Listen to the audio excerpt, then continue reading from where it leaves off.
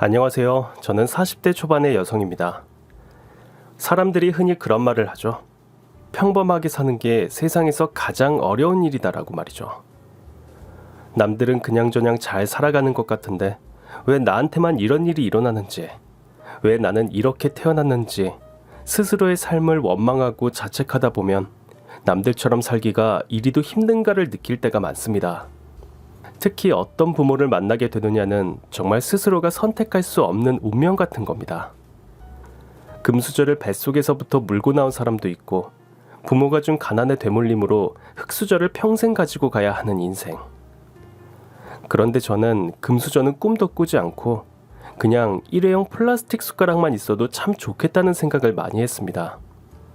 사실 흙수저도 비록 가난이란 걸 물려준 부모란 존재가 있으니 얼마나 좋은 일 아닙니까? 사실 저는 고아입니다. 제가 기억하는 제 인생에는 부모란 존재는 없었고 부모의 사랑이 뭔지 가족이란 뭔지 그런 것을 느껴보지 못했죠. 하늘에서 그냥 툭 하고 떨어진 존재랄까? 제가 어디에서 왔는지 또 어디로 가야 하는지 몰랐습니다. 평생 소원이 가족들과 같이 밥을 먹어보는 게 꿈이었던 전 그 꿈을 이루기 위해 열심히 살았습니다. 하지만 사람 인생이 어디 뜻대로 흘러가는 법은 잘 없더라고요. 아무리 열심히 살아도 도저히 넘을 수 없는 벽이 늘 항상 제겐 있었습니다. 그것은 바로 가족이라 여겼던 시댁 식구들이었습니다. 시댁 식구들은 절대 가족이 될 수 없다는 말이 있지만 전 시댁 식구들이 저한테 뭐라고 하든 이젠 혼자가 아니라는 생각 때문에 너무 좋았습니다. 하지만 그들에게 전 이방인이었습니다. 제가 왜 시댁 식구들에게 이방인이 될 수밖에 없었는지 제 기고한 사연을 들어보시면 아마 아실 겁니다. 1999년 1월 2일, 저에게 이 날짜는 아주 특별한 날입니다. 6살이 된다는 생각에 부풀어 새해를 맞이했었거든요. 기억은 잘 나지 않지만 누군가의 손을 잡고 새해를 맞은 시장으로 외출을 갔습니다. 요즘은 잘 보기 힘든 뻥튀기 아저씨며 엿장수, 제 기억엔 각종 군것질이 너무 많아 뭘 먹을까 고민했던 것 같습니다. 그리고는 제 손을 잡은 누군가를 따라 한복집으로 갔고 저는 그 한복집에서 한복을 골랐습니다. 이것저것 고르다가 한 아저씨가 저에게 다가왔죠. 꼬마야, 요거 하나 먹어봐. 아저씨가 준 것은 입안을 가득 채울 듯한 커다란 사탕이었습니다. 공짜로 준다기에 저는 그것을 얼른 받았고 아저씨는 이렇게 말했습니다. 저기 빨간 천막 보이지? 저기가 아저씨 가게인데 미제 과자들 엄청 많아. 이따가 놀러와. 미제 과자? 전 흐릿하게 기억이 납니다. 집 근처 슈퍼에는 팔지 않는 우산 초콜릿이 분명히 저 가게에 있을 거라 확신했죠.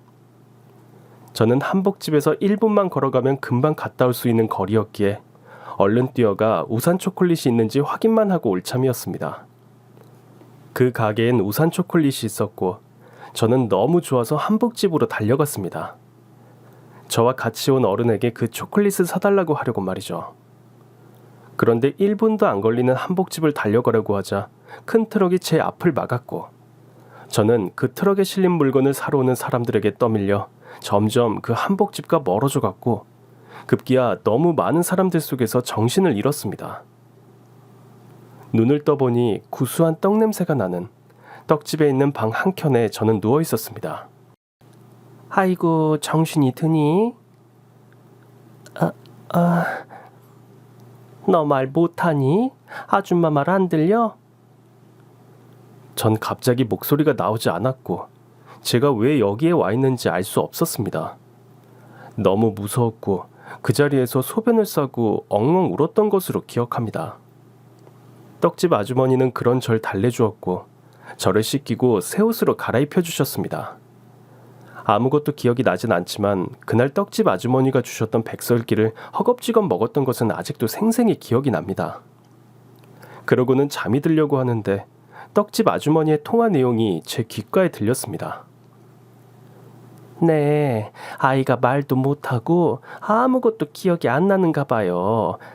아휴, 아마 부모가 아이를 버리고 간 것 같아요. 부모가 날 버렸다고? 당시 우리나라 미아 신고 수는 역대 최고였고 가정 형편이 어려워 아이를 시장통이나 기차역에 버리는 일이 허다했습니다. 레파토리는 똑같았죠. 엄마 잠깐만 저기 갔다 올 테니까 여기서 기다려. 그러고는 엄마들은 밤이 새고도 오질 않았고 아이들은 망부석처럼 서 있다가 결국 고아가 되는 일이 허다했습니다. 전 그때 깨달았습니다. 나도 부모가 날 버렸구나 하고 말이죠. 6살이었지만 그 통화 내용을 들으면서 앞으로 나는 어떻게 되는 거지? 하고 공포스러웠습니다. 다음날 아침, 떡집 사장님은 절 지역에 있는 근처 고아원으로 데리고 갔습니다. 제 또래 아이들처럼 보이는 아이들이 모여서 생활하는 곳이었습니다. 수녀님, 제가 말한 아이예요.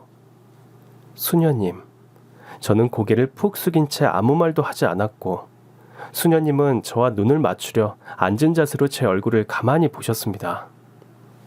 이 예쁜 공주님이 오셨네. 우리 공주님 이름이 뭔가요?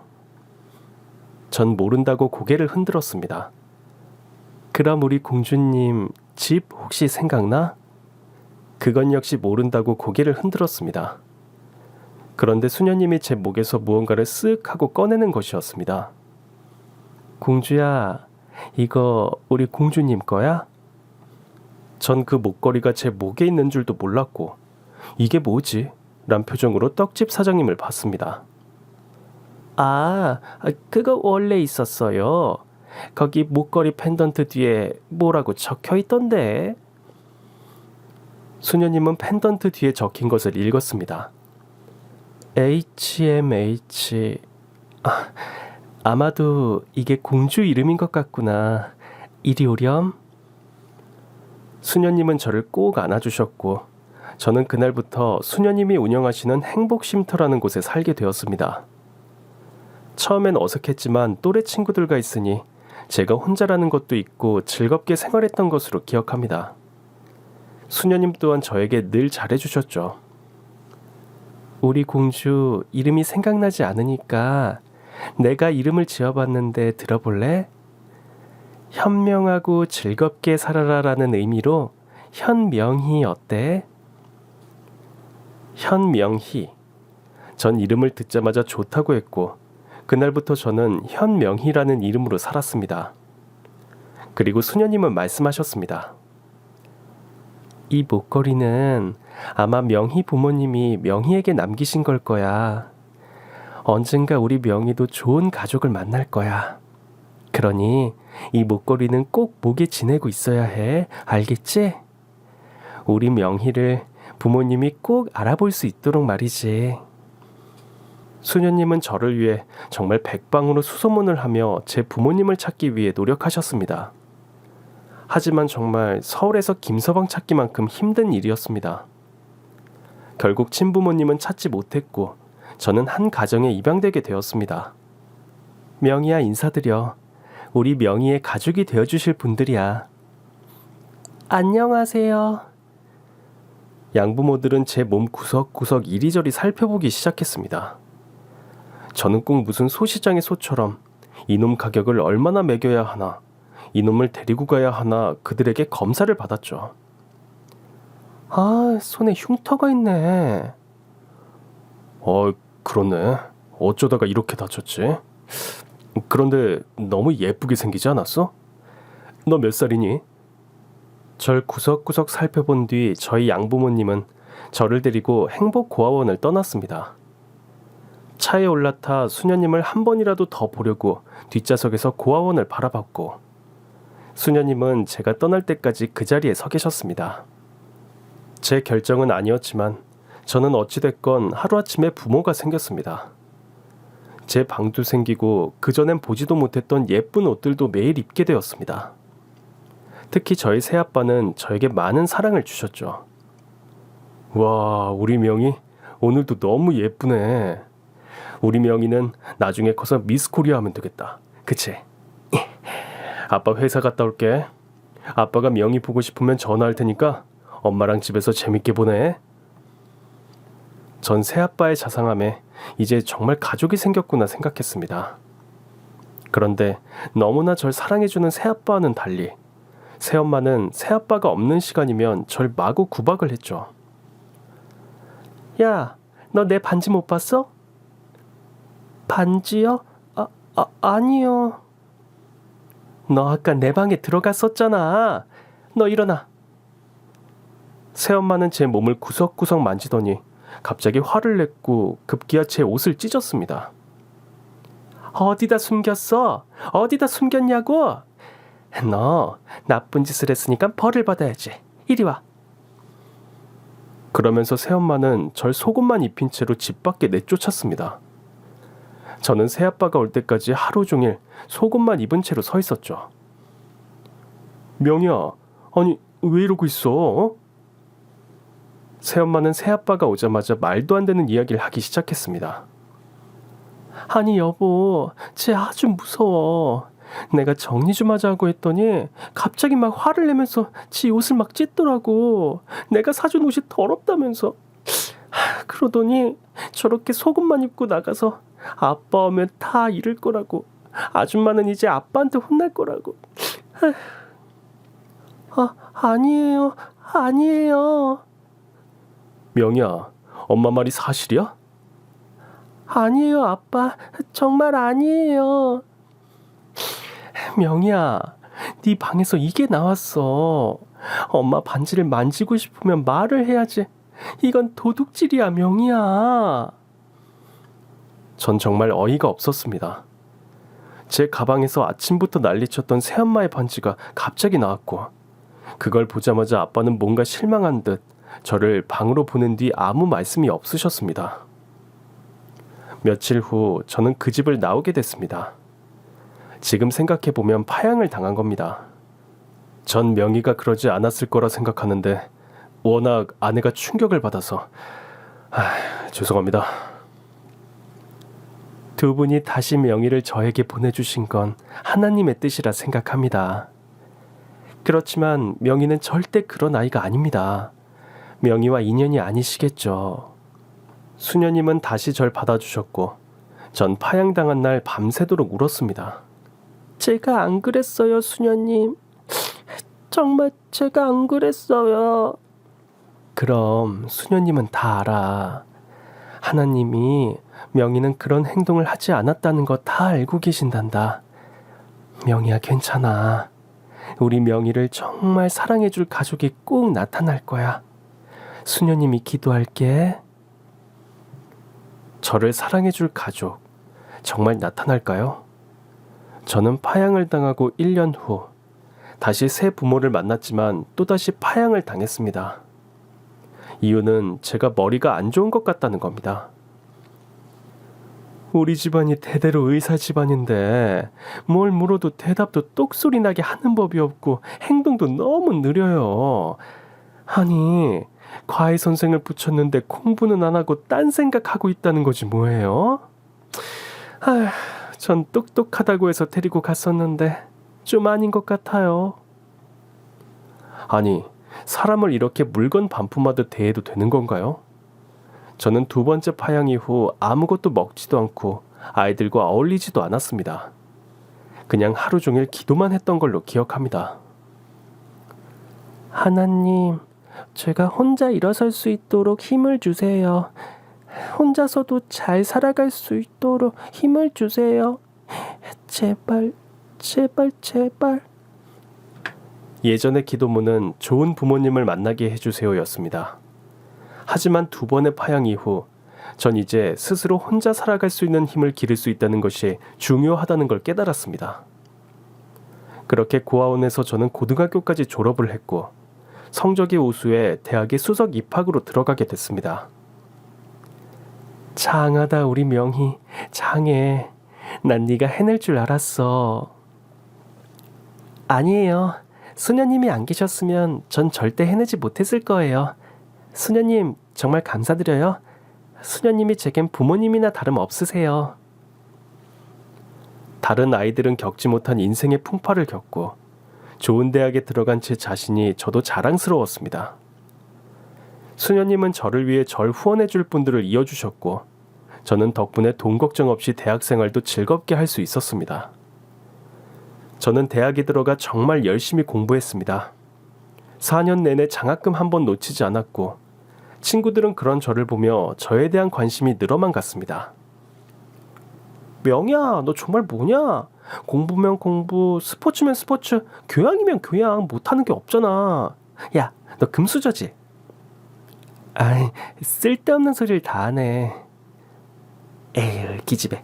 야, 이번 주에 애들이랑 파티할 건데 올래? 너 그랜드 호텔 알지? 거기 클럽 완전 유명하잖아. 공과대 한 선배가 그걸 통째로 빌렸대. 자기 생일이라나 뭐라나? 나보고 우리 학교에서 상위 1%에 드는 애들만 데리고 오라던데? 딱 너야. 가자, 응? 상위 1%? 학교 안에서 전 사실 공부라면 따라올 자가 없는 상위 1%였습니다. 하지만 아무도 제가 고아란 사실도 몰랐고 겉모습만 보기엔 좋은 부모 만나서 공부 잘하는 그런 금수저로 보였나 봅니다. 저는 어떡하지? 고민하다가 결국 그 파티에 가기로 결심했죠. 호텔이라는 데도 처음이고 클럽은 정말 텔레비전에서만 봤지 가본 적도 없습니다. 전 최대한 범생이로 안 보이려고 한껏 꾸며서 클럽으로 향했죠. 클럽 안은 정말 딴 세상이었습니다. 서로 몸을 부비며 춤을 추고 술을 물처럼 마시고, 와, 정말 이런 세상도 있구나를 실감했죠. 명희야! 우와, 우리 범생이 오늘 좀 섹시한데? 섹시는 무슨... 자, 오늘의 주인공을 만나러 가야지. 따라와. 전 친구 손에 이끌려 이 클럽을 통째로 전수낸 공과대 선배를 만나러 갔습니다. 그 선배는 클럽 안에 있는 룸을 잡고 양 사이드에 예쁜 여자들을 끼고 왕처럼 앉아 있었죠. 선배, 제가 말한 그 탑 오브 더 탑, 우리 학교 천재 한명이에요. 네가 그 천재야? 영광입니다. 자, 술 한잔 받아. 저는 얼떨결에 술을 한 잔 받았고 모두 원샷이라는 말에 술을 먹고 또 먹게 되었습니다. 어느 정도 취기가 올랐고 선배는 어느새 제 옆으로 다가왔습니다. 야, 너 완전 섹시하다. 난 머리 좋은 여자가 진짜 섹시하더라. 너 내 거 하자, 응? 선배, 술이 많이 취하신 것 같아요. 아니, 나 그 어느 때보다 멀쩡해.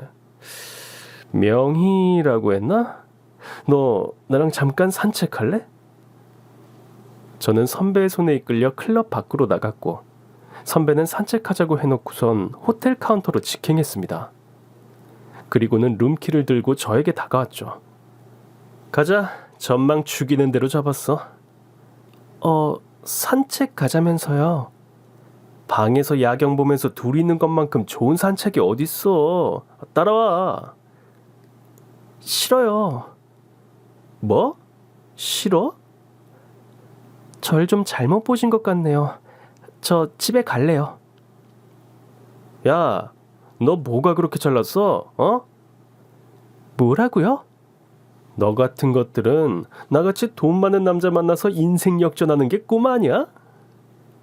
너 그 입 한 번만 더 놀려봐. 내가 가만히 안 둘 테니까. 이 기집애가 확 어디서...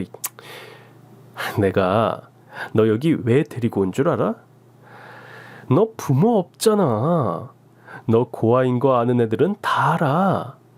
너 같은 거 건드려서 문제 될 것도 없고 넌 살면서 꿈도 못 꿀 이런 데도 와보고 서로 윈윈 하는 거지, 안 그래? 야! 저는 그 자리에서 선배놈의 거시기를 걷어찼고 그놈은 그 자리에서 주저앉고 말았습니다. 그리고는 한마디 해줬죠. 야, 너 같은 걸 낳고 미역국 먹은 네 부모가 불쌍해. 난 이 학교 탑이야. 부모 같은 거 필요 없어. 난 고아라도 너보다 잘 먹고 잘 살 자신 있다고. 저는 호텔 로비에서 고래고래 고함을 질렀고 그 모습을 클럽에 초대된 학교 학생들이 다 지켜보고 있다는 걸 나중에 알았습니다. 저는 그날 이후 철저히 왕따가 됐습니다. 고아 출신의 성격만 드센 독한 년이라고 학교에 소문이 났죠. 친구들은 전염병 없는 것처럼 제 곁에 오는 걸 다 피했고, 저는 속이 상하고 분했지만 분노는 절 더 성장하게 했고, 결국 대기업에 입사 원서를 넣게 됐습니다. 마지막 면접을 앞둔 날, 전 면접 전 저에게 올 질문들을 연습했습니다. 모든 질문을 꼼꼼히 준비했고, 마지막 질문, 부모님에 대한 질문은 어떻게 말해야 하나 고민을 했습니다. 분명히 부모가 없다는 걸 문제 삼을 텐데 하고 말이죠. 면접 날, 저는 당당히 심사위원들이 있는 방으로 들어가 심사위원들이 하는 질문에 거침없이 대답했습니다. 그리고 마지막 질문, 올 것이 오고야 말았습니다. 부모님이 돌아가신 건가요? 아니면... 절 버리셨습니다. 심사위원들은 제 말을 듣고 웅성웅성거리기 시작했습니다. 그걸 어떻게 확신하나요? 이제껏 저는 2번의 파양을 당했고 혼자서 이 자리까지 왔습니다. 단 한 번도 저를 찾는 부모는 없었고, 저는 그날 이후 부모가 절 버렸다고 생각하고 오로지 제 힘으로 살아야겠다고 결심했습니다. 그런데 제가 고아라는 것이 입사하는 데 문제가 됩니까? 문제가 된다면 지금이라도 이 면접장을 나가겠습니다. 저의 이 당당함은 오히려 심사위원들에게 플러스가 되었고, 저는 남들이 그렇게 부러워하는 대한민국 최고의 대기업에 입사를 하게 됐습니다. 하지만 고아라는 타이틀은 언제나 저의 꼬리표처럼 따라다녔습니다. 입사 동기들도 제 면접 스토리를 다 아는 상태였고, 그것은 심사위원들에게만 플러스 될 뿐, 입사 동기들에겐 재수없는 인간으로 낙인 찍혔죠. 야, 넌 어학연수 어디 갔어? 나? 영국. 우리 엄마 등살에 2년이나 더 있었지 뭐야. 난 미국. 거기서 눌러 앉으려고 했다가 엄마가 들어갈 회사 자리 있다면서 오라고 해서 왔어. 자긴 어학연수 어디 갔다 왔어? 난 안 갔어. 안 갔다고? 우리 회사 어학연수 안 갔다 오면 잘 못 들어오는데. 난 어학연수 갔다 온 애들보다 영어는 더 잘해. 프리토킹도 가능하고. 프리토킹? 너 그럼 외국 나가봤어? 아니, 그 흔한 외국 여행도 안 나갔으면서 프리토킹이 가능하다고? 어떻게 확신해? 회사에 제출해야 할 영어 점수, 자격증, 어느 것 하나 모자란 거 없어. 그러면 된 거 아니야? 웃기시네. 아무리 이론상으로 잘한다고 하면 뭐하니? 경험이 있어야지, 경험. 안 그래? 그렇지. 근데 아무리 대학에서 탑 찍어도 부모 백 없이 대한민국에서 살아남는 건 거의 불가능하다고 봐. 부모 백이라는 거 난 한 번도 본 적도 받은 적도 없어.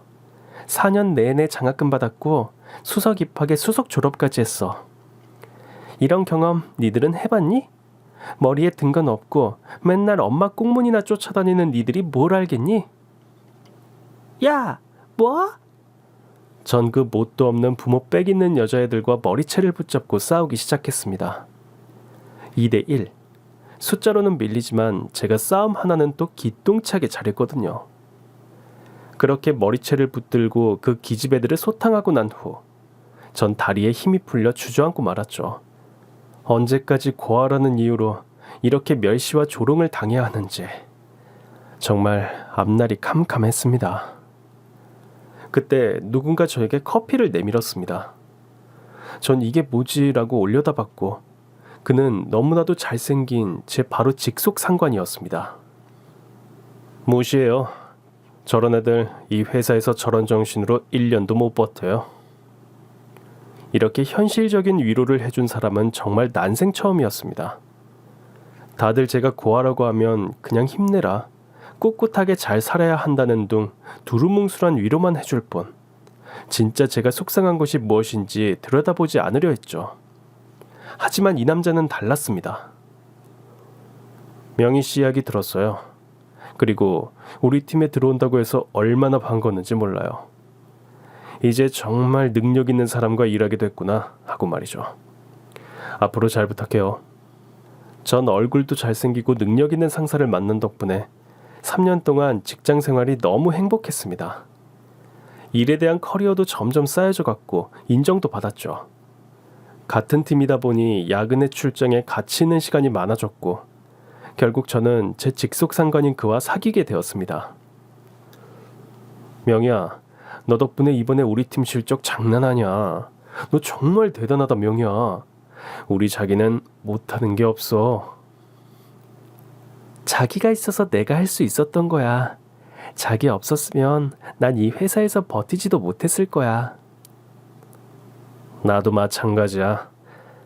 명희야, 나 할 말이 있는데 우리 좀 더 진지한 관계로 발전해 보는 건 어떨까? 지금도 우리 진지하게 사귀고 있잖아. 더 진지한 관계? 그게 뭐야? 내가 좀 둘러서 한 말이긴 한데 직설적으로 이야기할게. 나 너랑 결혼하고 싶어. 뭐라고? 저는 결혼이라는 말이 너무나도 생소했습니다. 저에겐 부모도 없었고 그 흔한 형제도 없었습니다. 하지만 우리나라에서 결혼을 한다는 것은 가족과 가족의 결합이라고 생각했었습니다. 하지만 저에겐 그런 조건이 갖추어지지 않았죠.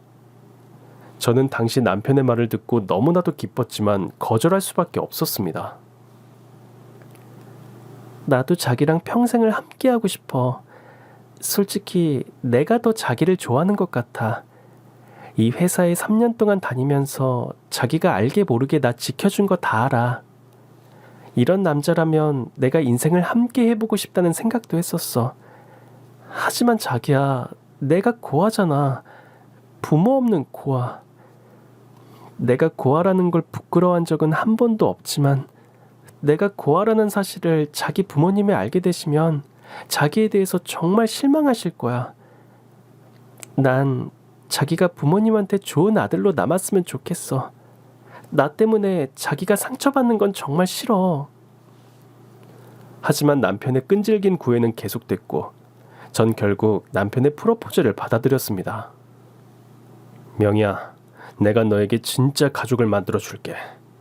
너한테 정말 세상에서 가장 행복한 가족이라는 게 뭔지 보여줄 거야. 내가 꼭 그렇게 만들 거야. 난 정말 자기만 믿고 결혼이란 걸 선택한 거야. 내 인생에 결혼이라는 건 없는 줄 알았어. 하지만 당신이 날 이렇게 사랑해주고 나를 소중하게 여긴다면 난 당신과 그 어떤 고난과 역경도 이겨낼 수 있을 것 같아. 나에게 이렇게 프로포즈 해줘서 고마워. 전 남편을 믿고 또 믿었지만 다시 한번 확인하고 싶었습니다. 자기야, 자기 정말 내 편이 되어줄 거지? 정말이지? 정말이지. 난 평생 자기 편이 될 거야. 그 누구가 욕을 해도 난 당신 편이 될 거야. 정말이야. 전 결국 남편의 부모님을 만나러 갔고 부모님께 인사를 드리러 가게 됐습니다. 남편은 정말 잘 사는 집안의 아들이었습니다. 남편의 집은 정말 으리으리한 궁전 같았습니다. 집안 인테리어는 분홍빛으로 행복이 가득한 가족이다라는 것을 보여줬고 거실에 걸린 가족 사진은 정말 남편이 얼마나 행복한 가정에서 자랐는지를 알 수 있게 해주는 증거였습니다. 전 떨리는 마음으로 시어머니를 만났습니다. 시어머니의 첫 인상은 우아함 그 자체였습니다. 겉모습도 그랬지만 목소리도 우아함이 흘러넘쳤죠. 반가워요. 네, 현명이라고 합니다. 일단 식사부터 하죠. 저는 시어머니의 안내에 따라 응접실로 갔고 식탁에는 정말 사내진미 요리가 상다리가 부러질 정도로 가득 차려져 있었습니다. 차린 건 없지만 많이 들어요? 아니에요. 제 인생에서 이렇게 좋은 밥상은 처음 받아봅니다. 정말 감사합니다, 어머님. 아직 어머니란 소리는 이르고 일단 밥부터 먹읍시다. 시어머니는 저에게 뭔가 선을 긋는 듯한 느낌이었습니다. 하지만 한 가족이 되기에는 거쳐야 할 과정이라고 생각했고 전 맛있게 밥을 먹었습니다. 점심 안 먹었어요? 엄청 잘 먹네. 아, 제가 원래 먹는 거 보면 복 들어오게 생겼다고 말을 많이 들어요. 맛있는 음식 잘 먹는 게 좋잖아요. 그리고 진짜 어머님 음식 솜씨도 정말 좋으신 것 같아요. 그래도 첫 식사부터 그렇게 급하게 먹는 건 하기 좀 예의가 아니지 않나요? 엄마, 잘 먹는 걸 가지고 왜 그래요? 명희는 뭐든 잘해요. 밥 먹는 것도 일하는 것도. 밥 먹는 거 잘 먹는다고 자랑하는 사람은 처음 봐. 여튼 오빠도 콩깍지가 단단히 씌었네. 저는 조금 불편한 식사를 하긴 했지만 그래도 시어머니가 정성스럽게 저를 위해 차려주신 음식이기 때문에 열심히 먹었습니다. 그리고 제가 그토록 불안하고 기대했던 시어머니와의 대면이 시작됐습니다. 그래, 양치는 다 계시고요. 엄마, 그게 뭐 중요하다고? 제가 말씀드릴게요. 사실은 저 고아입니다, 어머님. 부모님 없이 이제껏 제 힘으로 살아왔어요. 그리고 그렇게 살아온 것이 하나님한테 좋게 보였는지 이렇게 좋은 남자를 만나게 해주셨고요. 고아? 도변아, 너 그런 얘기는 안 했지 않니? 엄마, 그게 무슨 상관이에요? 명희, 우리 회사에서 그 어떤 금수저들보다 일도 더 잘하고 능력도 최고예요. 그리고 명희 못하는 게 없어요. 아마 엄마 며느리로 완전 100점짜리 며느리가 될 거예요. 제가 장담해요, 엄마. 난 부모 없는 애는 내 며느리로 들일 수 없다. 난 그 꼴은 못 봐. 아가씨, 오늘 유감스럽지만 여기서 우리 만남은 여기서 끝내야겠네요. 잘 가요. 전 예상은 했었지만 막상 현실을 마주하니 정말 마음이 많이 아팠습니다. 자기야, 정말 미안해. 내가 미안해. 자기가 왜 미안해. 자긴 최선을 다했어. 자기를 만난 것만으로도 난 행복했어. 행복했다니 그게 무슨 말이야? 우린 여기까지인 것 같아. 어머님 더 이상 실망시켜드리지 마. 안 돼, 싫어. 난 절대 너 못 보내. 안 된다고. 남편은 무슨 어린애 마냥 제 치맛자락을 붙잡고 너 없이는 난 죽을 거라며 협박을 하지를 않나. 또 어떤 날은 사정사정을 하지를 않나. 정말 이게 무슨 난리인가 했습니다. 남편의 이런 투정은 시어머니에게로 이어졌죠. 아니, 너 뭐 하는 거야? 얼른 안 일어나? 나 명희랑 결혼 안 시켜주면 여기서 죽을 거야. 동네 사람들 다 쳐다보는데 무슨 짓이야? 일어나 빨리. 미쳤네, 미쳤어. 발가벗고 그렇게 동네 대자로 누워있으면 명희가 온대? 오빠 이러는 거 보고 더 도망가겠다. 아휴. 남편의 나체 투쟁은 결국 시어머니를 항복하게 만들었고 저는 결국 결혼의 문을 열고 나씨 집안의 며느리가 됐습니다. 하지만 나씨 집안의 며느리가 된다는 건 처음부터 호락호락하진 않았습니다. 결혼은 일륜지 대사다. 너 부모님 없이 결혼을 한다는 게 가당키나 하니? 엄마, 제발 좀. 식장 혼주석에 아무도 없이 있는 꼴은 절대 못 본다. 그러니 결혼식은 생략하고 그냥 혼인신고만 하고 살아. 난 정말 모든 걸 포기하고 너희 결혼을 허락하는 거다. 알겠니? 어머님, 어떻게 저랑 똑같은 생각을 하셨을까요? 저야 완전 땡큐죠. 결혼식 하는 거 허례허식이에요. 예식장 예약 비용에 드레스며 확장이며 사진까지. 듣기만 해도 피곤하고 너무 아까워요. 전 도변 씨랑 둘이 있는 것만으로도 행복해요. 우와, 대박. 저건 어디서 나오는 자신감이지? 아니, 바본가? 그리고 하나 더. 나씨 집안에 들어온 이상 나씨 집안 가풍을 배워야 하니 당분간 분가는 꿈도 꾸지 마라. 알겠니? 분가라뇨. 시어머니랑 산다는 건 저에게 정말 행운이었죠. 아니, 남들은 대출이다 뭐다해서 영끌에서 집 사는데 저는 시어머니가 해주는 밥에 집에 와, 완전 대박이죠. 그래서 전 시어머니를 지극정성으로 모셔야겠다는 결심을 했습니다. 그런데 전 나씨 집안의 며느리로 들어온 것이 아니라 나씨 집안의 노예나 다름없었습니다. 시어머니의 시집살이, 아니 착취는 그야말로 상상 그 이상이었습니다. 난 네가 일하는 것을 적극 지지한다. 하지만 네가 내 집에서 사는 동안 그에 대한 성의는 보여야 하지 않겠니? 그렇죠, 어머님. 집안일도 잘해낼 테니까 많은 지도 편달 부탁드립니다. 전 웃는 사람한테 침 못 뱉는다고 어머님이 차가운 얼굴로 저한테 뭐라고 하시든 늘 씩씩하고 웃는 얼굴로 어머님을 대했습니다. 혼인신고 후 저는 일주일 휴가를 냈고 회사 출근을 준비하던 전날이었습니다. 자기랑 있으니까 너무 좋아. 이리 와봐. 아, 왜 그래?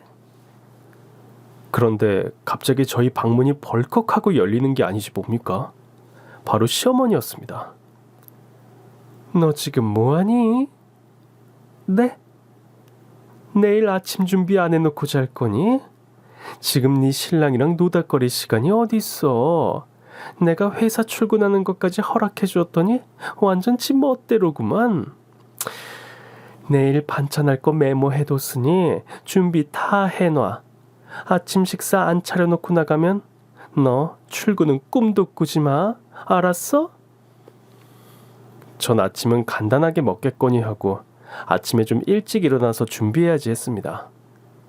출근 3시간 전 제일 일찍 일어나 부엌으로 갔고 메모지를 보고 놀라 자빠지는 줄 알았습니다. 아침 식사 메뉴라고 하긴 너무 과한 반찬들이었습니다. 이게 뭐야? 잡채, 굴무침, 오색전, 갈비찜, 황태 북엇국. 참고로 황태는 직접 두드려서 손질해야 한다? 이걸 아침에 다 먹는다고? 전 큰일 났다 생각했습니다. 출근 시간 전까지 이 모든 걸 해내야 한다니.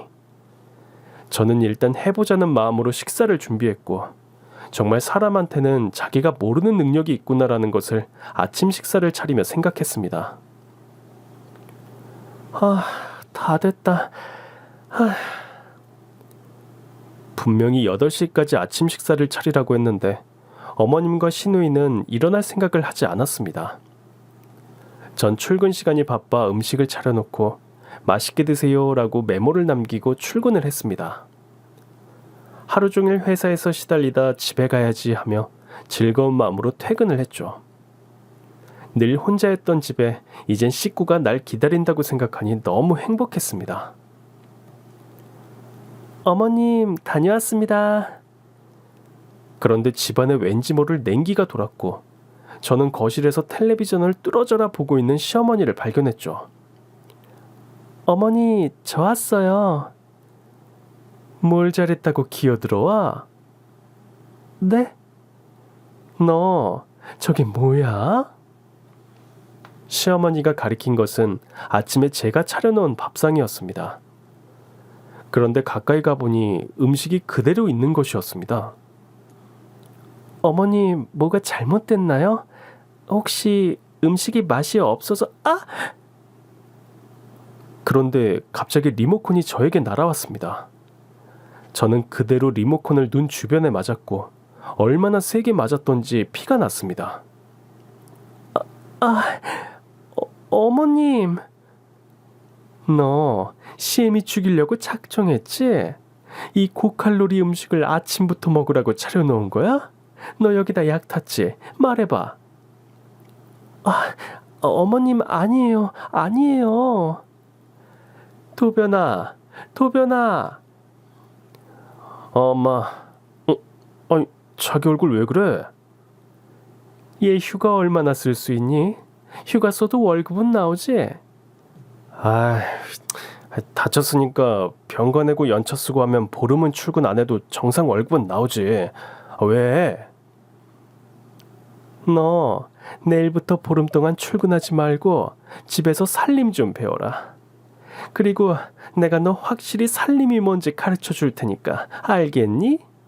새벽에 일어나 잡채에 갈비찜에 12첩 반상도 울고 갈 정도로 차려놨더니 자기를 죽이는 밥상을 차려놨다고 사람 잡는 시어머니. 전 너무 놀라 방에 가서 심호흡을 했고 이게 뭔 일인지 차근차근 생각을 했습니다. 자기야, 난 분명히 어머니가 써준 메모를 보고 아침을 차렸는데 왜 그러실까? 우리 엄마 고칼로리 음식은 딱 질색인 거 몰랐어? 그리고 그 메모를 우리 엄마가 쓴 거 봤어? 엄마 말도 일리가 있다고 봐 나는. 자기야, 시집살이가 원래 그래. 엄마 저러다가 지칠 테니까 그때까지만 버텨봐. 아, 근데 좋겠다. 내일부터 보름 동안 휴가라니? 부러워. 전 이 남자가 제정신인가 생각했습니다. 아까 시어머니가 저한테 하는 행동을 보고도 부럽다니요. 전 그날 밤새 한숨도 못 잤습니다. 그런데 갑자기 전화벨이 울렸습니다. 여보세요? 집안 꼴을 이 지경으로 만들어 놓고 잠이 와? 당장 나와. 전 뭔 일인가 해서 거실로 나갔고 까만 장갑으로 집안 구석구석 먼지를 찾는 시어머니를 보게 됐습니다. 정말 정신적으로 문제가 있는 게 아닌가 생각이 들 정도로 작은 먼지라도 찾아내겠다는 저 극성, 정말 무서웠습니다. 너 이거 안 보이니? 뭐가요? 제 말이 끝나자마자 장갑으로 제 양쪽 뺨을 있는 대로 때리면서 시어머니는 저한테 온갖 험한 말을 쏟아냈습니다.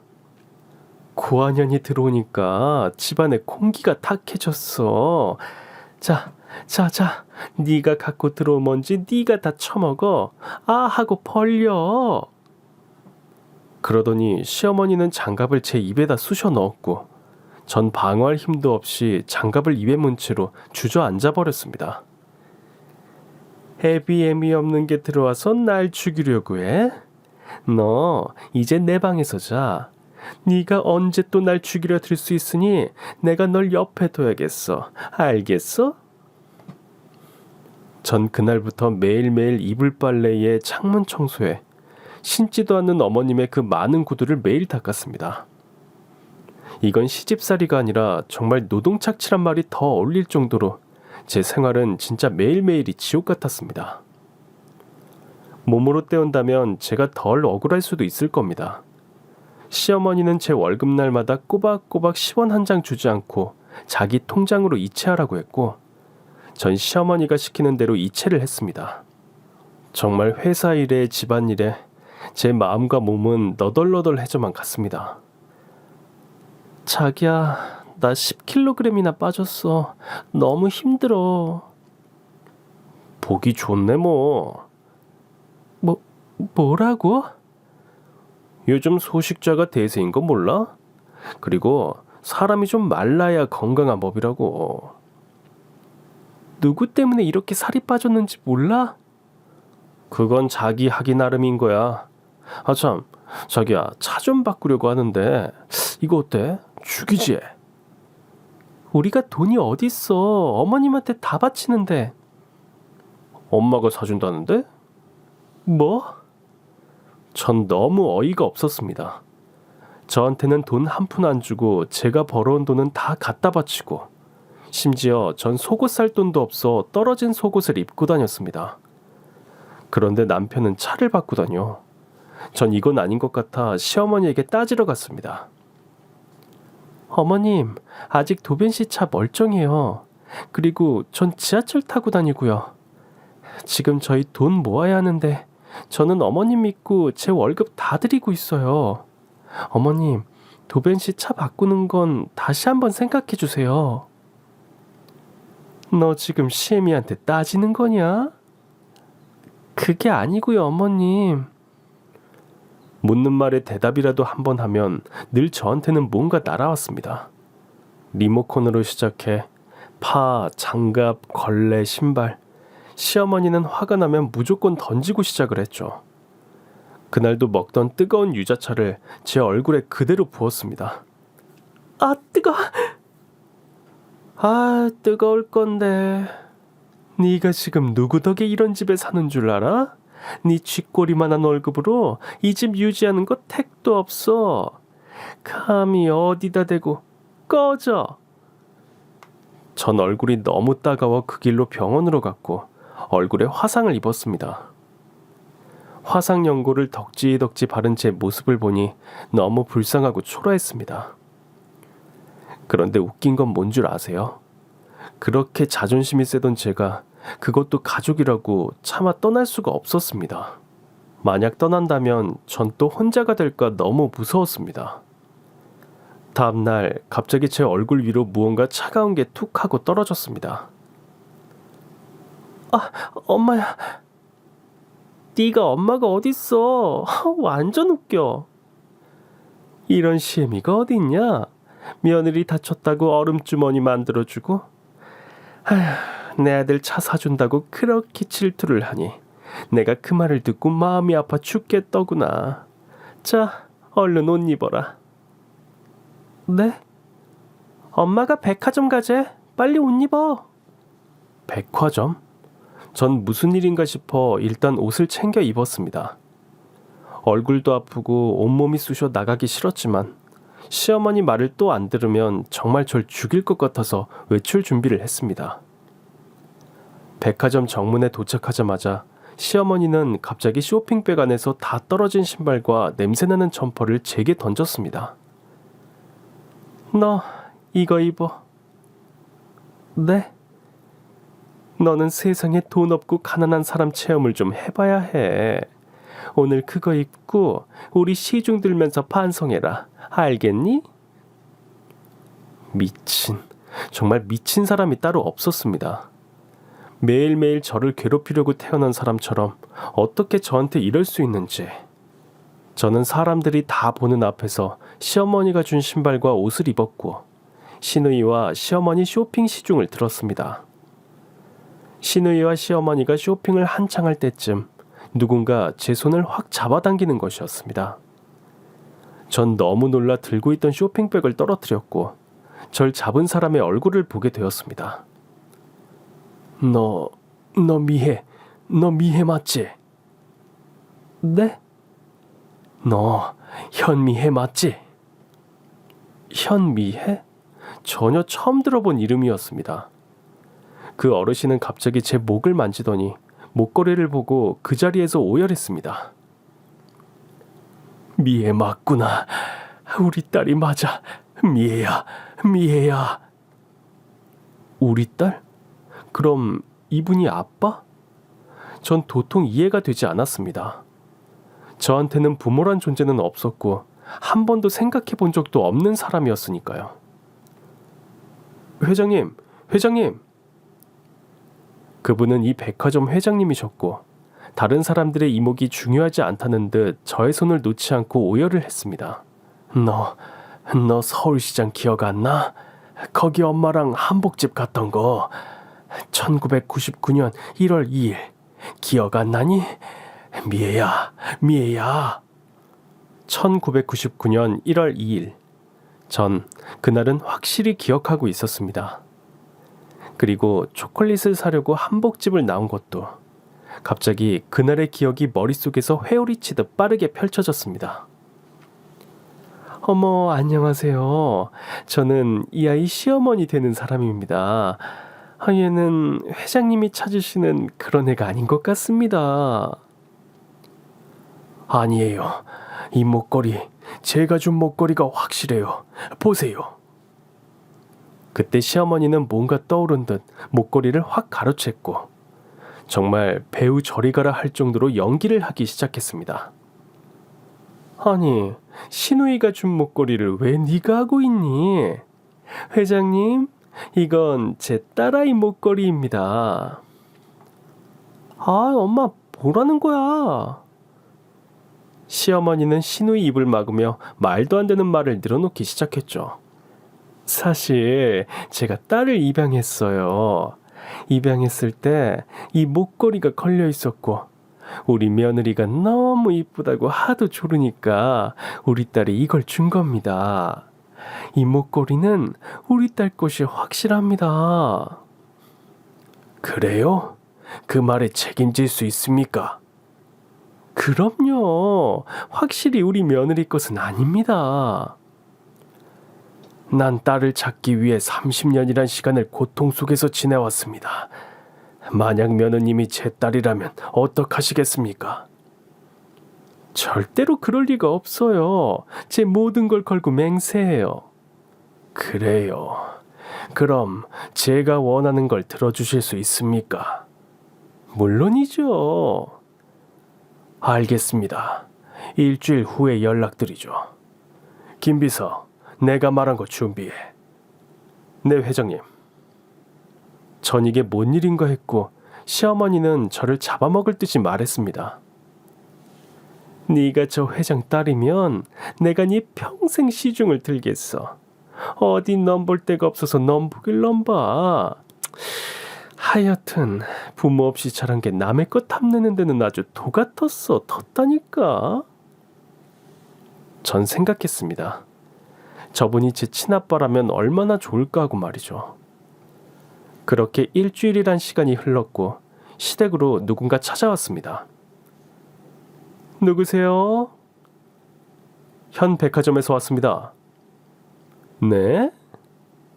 시어머니는 무슨 일인가 하고 문을 열어줬고 일주일 전 만났던 비서와 회장이 같이 서 있었습니다. 아이고 회장님, 저희 집까지는 어쩐 일로? 일주일 전 일 기억하시죠? 알죠. 일단 들어오세요. 아이고, 뭘 또 이렇게 사가지고 오셨어요. 회장님은 정말 일반 사람들이 한번 먹어볼까 말까 한 산의 진미를 다 가지고 오셨고 명품 신발과 명품 옷, 정말 최상급 선물들을 트럭째 싣고 오신 것 같았습니다. 약속 잊지 않으셨죠? 무슨 약속이요? 며느님이 제 딸이 아니면 뭐든지 들어주겠다는 약속. 그거 그랬죠. 제 말이 맞았죠? 우리 며느리는 회장님 같은 훌륭한 분의 자식이 될 수가 없어요. 그래요. 그럼 이건 뭔가요? 회장님은 시어머니에게 종이 한 장을 건넸고 그걸 본 시어머니는 얼굴이 하얘졌습니다. 아니 이게 아니, 말도 안 돼. 거기엔 저와 회장님이 99.9% 유전자가 일치한다는 DNA 결과지였습니다. 그리고 회장님은 뭔가를 꺼내 저에게 보여주셨죠. 확인할 필요도 사실 없었다. 이 목걸이, 이게 네가 내 딸이라는 증거야. 미애야. 회장님, 아니 아빠도 저와 똑같은 목걸이를 가지고 계셨고 전 생각할 틈도 없이 아빠를 끌어안고 울었습니다. 절 버리신 줄 알았어요. 죄송해요. 아니다. 내가 미안해. 아빠가 너무 미안해. 결국 저는 현 백화점 회장님의 하나밖에 없는 외동딸이 되었고 이 소식은 신문에도 날 만큼 크게 보도가 되었습니다. 현 백화점 현 회장, 그렇게 찾던 친딸 30년 만에 만나다. 미애야, 멋지지 않니? 아빠는 이런 날이 올 줄 알고 있었어. 우리 딸을 꼭 만날 거라는 희망. 전 제게 이렇게 멋진 부모님이 계실 거라 상상도 못했어요. 미애야, 왜 그래?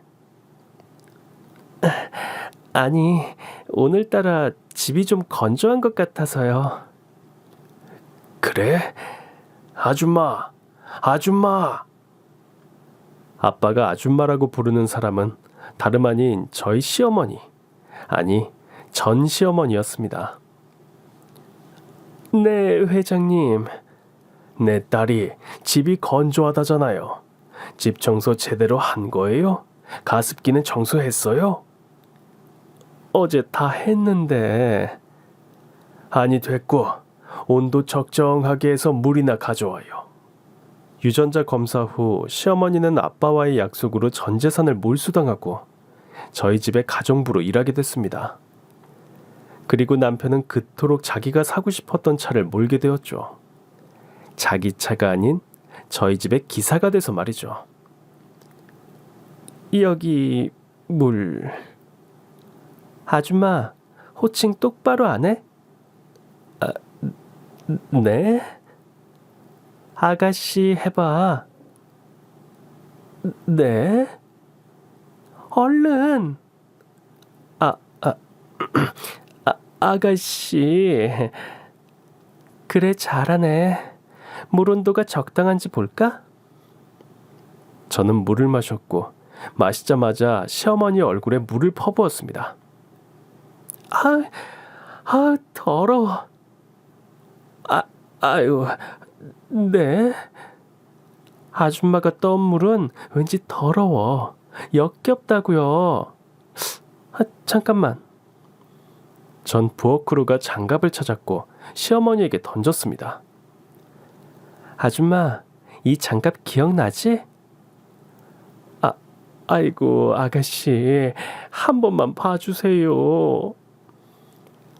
아줌마, 장갑 맛이 어떤지 모르지? 내가 한번 맛보여줄게. 입 벌려. 저는 장갑을 있는 대로 구겨서 시어머니 입에 넣었고 그동안 참고 지냈던 제 억울한 인생이 한 방에 가시는 것 같았습니다. 참 인생은 롤러코스터 같습니다. 바닥을 쳤다가 갑자기 하늘 위로 오르기도 하고 또 바닥을 다시 치고 평범하게 살고 싶은데 왜 내 인생은 롤러코스터지? 라고 자신의 인생을 탓할 때가 있습니다. 하지만 여러분, 내리막길이 있으면 오르막길이 있듯이 인생이 너무 수평선처럼 쭉 간다면 너무 지루하지 않을까요? 롤러코스터 같은 인생, 지금 내리막을 걷고 있다면 언젠가 반드시 오르막이 생길 테니까 여러분, 희망을 잃지 마세요.